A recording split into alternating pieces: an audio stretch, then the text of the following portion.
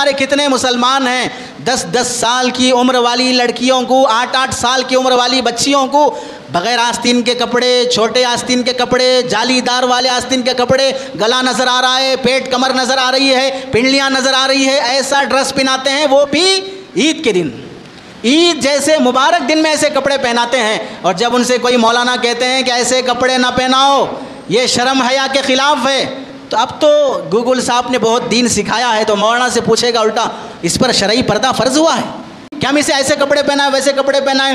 دین بہت آسان ہے، ان مول صاحبوں نے اسے ٹائٹ کر کے رکھا ہے۔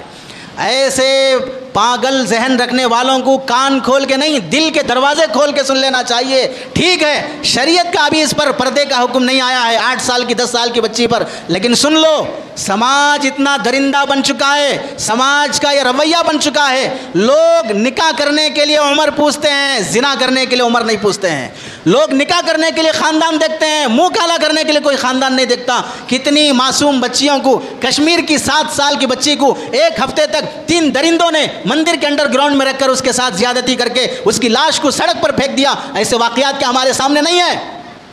پھر ہم یہ سمجھتے ہیں کہ ہماری بچیوں کو ہم ابھی سے اتنا زیادہ ٹائٹ رکھنے کی کیا ضرورت ہے؟ تربیت کی عمر بچپن میں ہوتی ہے، بچپن سے تربیت کی کوشش کی جائے۔ نوالا سونے کا کھلاؤ لیکن نگاہ شیر کی رکھو۔